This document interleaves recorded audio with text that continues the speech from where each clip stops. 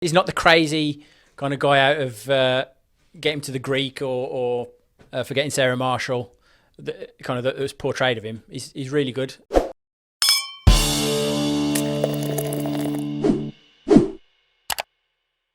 So I'm going to move on to something else now. So it's I don't know if any of you. I'm kind of a big fan of Russell Brand. I don't know if any of you have seen his Under the Skin podcast, but it's pretty good. He has a good variety of guests on, and he goes deep. He really gets into the nitty gritty and kind of goes in really deep. But it's pretty kind of spiritual. So if you haven't seen Russell Brand for a few years now, he's really kind of become quite an intellectual. He's pretty spiritual. He explores a lot of these kind of topics, and so it's really interesting. He's not the crazy kind of guy out of Get Him to the Greek or Forgetting Sarah Marshall, that was portrayed of him. He's really good. And so anyway, I checked out a little bit of his video the other day, where he had a neuroscientist called David Eagleman on his podcast to discuss various things to do with senses and our senses and how they're going to develop over time. And he had the point of view that our senses are going to change with time, and are we going to develop new senses, especially with technology now? So the episode was called New Senses, New Reality. What I'm going to do is, you can have a look at the first kind of couple of minutes so that it gives you some context. It gives you an idea of what's going on and what they're talking about. And then I'll give you my point of view. So let's head on to my laptop. I was thinking earlier, when I knew that I would be having the privilege of speaking with you, that how through whatever amplification of whatever sense, how would it be possible ever to abstract ourselves from the limitations of our sensory instruments and the limitations of our capacity for knowledge? I was thinking, whatever data is put in, it's like it's being put into a red dye, so it's always going to be dyed red, because it's always having to pass through the nexus of our understanding and experience. So I wondered how it could ever be understood. Yeah, well, okay, good. So this is a very new area, and this is what I've devoted myself to almost entirely for the last several years, which is the question of how we get data into the brain. And so, we come to the table with eyes and ears and nose and mouth and fingertips and all this stuff, and that's how we get data in. How the data gets in there, though, is all as electrochemical spikes. So in other words, when photons hit my eyes, or air compression waves hit my ears, or molecules hit my nose, that gets turned into these spikes where neurons, pop off. And all that happens inside my head, it's just blackness and lots of these spikes. So the question is, how does the brain ever know that is supposed to be vision, and that's supposed to be hearing, and that is smell? Because it all looks exactly the same on the inside. In other words, if I were to show you a little piece of brain tissue and you were to see all these spikes, and if I were to ask you, hey, is that visual cortex you're looking at, or auditory? You couldn't tell me. I couldn't tell you, because it all looks exactly the same. So you may know this, but this led me some years ago to figure that we might be able to feed new kinds of data streams into the brain and, develop conscious perception of them in the same way that we have vision or hearing or things like that. So I built with my team a wristband, and it's got vibratory motors on the inside. We started by building a vest, but now it's a wristband. And this can turn whatever data stream into patterns of vibration on the skin. And the question we're pursuing now is, can you develop a completely new sense of something? Oh, wow. Yeah. Now, it still may be dyed red, as you said, because fundamentally it's passed into the brain of a human. But the idea is, do we have to be limited to vision and hearing and smell, or is that just what we happen to have inherited from a complex road of evolution? And of course, across the animal kingdom, you have animals with very different sorts of sensors, like heat pits or electroreception or magnetoreception, all kinds of things. Yeah. And it's kind of impossible for us to map what that might be like. Like in Nagel's famous essay, it's hard for us to understand what it's like to be a bat, because how can we ever understand echolocation other than what you're experimenting with right now with these skin vibration watches? Yeah.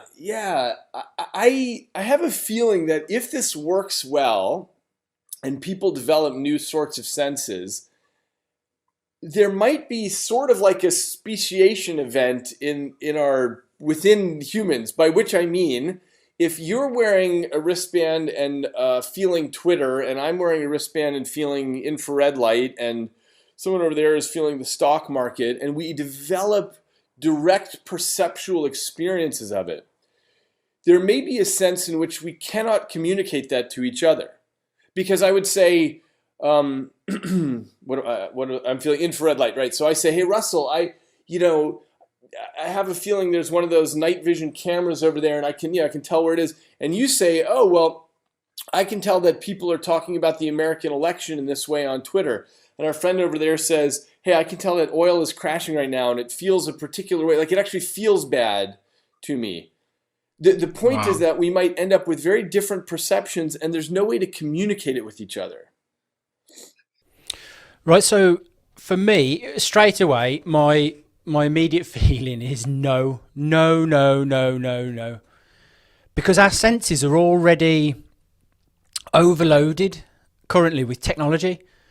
So it's the same. So he's advocating these wristbands that will feed sensory information, so vibration, or it might be, I don't know, electrical signals into your body based on a variety of things. And he talks about Twitter and about the stock market and things like that. But so it's the same at the moment. We're already our senses are already invaded by technology.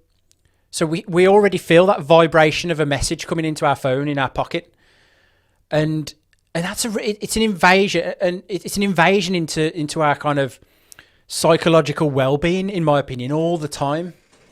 We're getting these additional pings and noises and bells and things that we're hearing and things that we're feeling. So we're already connected into that. It's like, for example, I don't know, you probably have had this experience before where you think your phone's vibrated in your pocket and your phone's not even in your pocket, but it's something else around you has vibrated or moved, but your body has interpreted it automatically as your phone in your pocket. Now, for me, our senses have been evolved over hundreds of thousands of years to help with our survival, nothing else. They help our survival. So our vision is based on, is very good. A human's vision, it's for depth perception and to be able to hunt. And our smell is kind of maybe reduced because we don't use that as much in hunting. Our hearing's okay, and our touch. And so for me, I think to develop new senses for humans is I don't think it's a great idea personally, and I don't think that to kind of divide our species into new subspecies based on having a wristband, having not necessarily the wristband, but anything on your body that is going to connect you more to electrical signals from social media or from the stock market or from something else.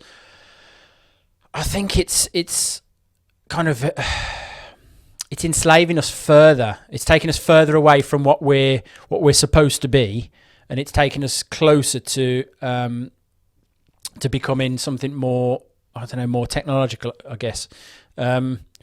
Could we develop something else similar to echolocation or heat sensing and things like that? Then maybe. I mean, there are kind of blind people who develop a form of echolocation, and that's pretty incredible. Check that out. Search online if you got the time. It's really incredible. Through clicks, so they make clicks with their mouth, and they can identify the size of an object, how far away it is, and things like that. It's really incredible. So if it was survival based, if it was something that was going to aid in our survival as a species and as individuals, then I'd say yes. But I don't know if you could put an electrode in the brain and kind of give us a brand new sense. Is there any way that it could be used to benefit us? And I've thought about it, and I'm not sure. Like, for example, I don't know, hunting. You might give somebody the ability to see with infrared. I mean, we already have night vision goggles that do that, but would you be able to give somebody the ability to see infrared?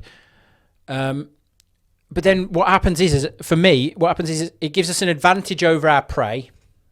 So I know that hunting's largely a sport these days, but it gives us an advantage over our prey, which is an unfair advantage. But if it was evolved naturally, then I don't see a problem with that.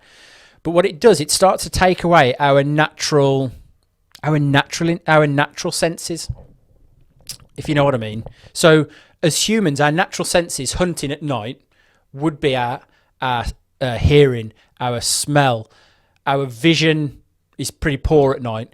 But those are the things, our intelligence, those are the things that we use. So if we then start using, for example, infrared in hunting, then those senses will start to become diminished. Is that a good thing? As a species, do we want to lose our natural biological senses in favor of technological senses? I don't know. I'm not sure it's the best thing. I mean, war is a really good example at the moment. I mean, we're getting kind of soldiers now deployed around the world are using more and more technology and sense. I mean, they've got night vision, they've got there's just so much going on. They've got connections to other technologies, drones, and there's a lot going on there. So again, it's negative. It's completely negative, and it's completely counterintuitive to the evolution of our senses as a species. Because again, we're going towards technology. The only benefit I could think of for kind of developing a new sense that's connected to technology would maybe be, say, for example, a surgeon. So somebody who's doing really complex surgery and needs to monitor their patient, instead of them asking for the heart rate or oxygen levels from their nursing team and the other clinical staff, if they had something on their body, and if they were in tune to something on their body that allowed them to feel the heart rate, allowed them to feel the oxygen levels of the person that they're working on, then it saves with critical time. They don't need to take the time to ask. They can feel the patient almost, and I think that would be a benefit to surgeons. If you're a surgeon, let me know what you think about that. Would that benefit you if you could, in your body, you could feel what your patient's vital signs were? Would that help you to do your job better? But I don't know. I think for me, because introducing technology even further to develop new senses isn't a survival need, I think that's where you can draw the distinction. Do we need to develop new senses to become better as a person, as a species, or are these new ideas of new senses actually tying us in and making us more enslaved to technology? I don't know. Let me know what your thoughts are. Leave me a comment. Let me know what you think. It's fascinating, really. Do you think it's a good idea? Do you think we can develop new senses over time with the help of technology that's going to really help us? I don't know. People will tell you that's true, but whether it's not or whether it is, that's a completely different matter. So let me know your thoughts on that. It's an interesting topic. Do we need new senses? I don't know. And then another thing that this made me think about was, are there any other senses? So we have our five senses, obviously, that are well studied, documented, known. Do we have any other senses?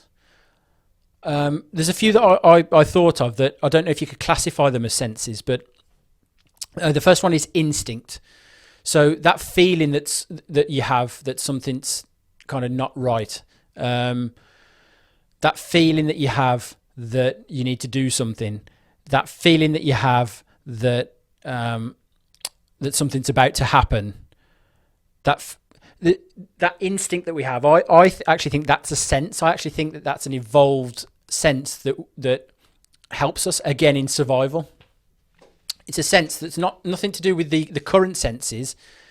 It's just a feeling that's more than that. And then another one that I was thinking of was memory. I actually think that memory is a form of developed sense, maybe. And what I mean by that, not memory itself, that's not a sense itself, but memory, it forms. So when you have experiences, your experiences and your reaction to experiences are formed based on previous experiences. So it's a case of when you see somebody that's a member of your family, you feel happiness, you feel love, you feel connection with that person. It's that feeling that when you see somebody and you've seen them from somewhere, and you know that,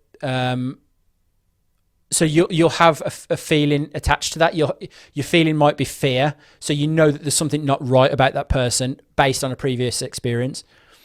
Or you may see somebody and you may think there's a reason I need to speak to that person. I've seen them before and I need to speak to them.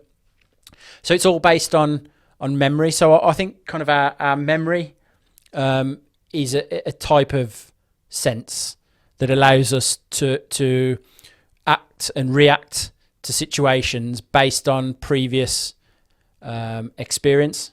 So those are two that I can think of. But what do you think? Let me know. Do you think we have other senses that we haven't yet scientifically acknowledged? I mean, there's some other examples that are a bit. I don't want to say far-fetched because until I can discount anything, I never want to discount it. So things, for example, like telepathy, I don't know, different things like that. Some people claim that they're real and it's a kind of another sense. But let me know what you think. Let me know. Do we have any other senses? Yeah, let me know in the comments.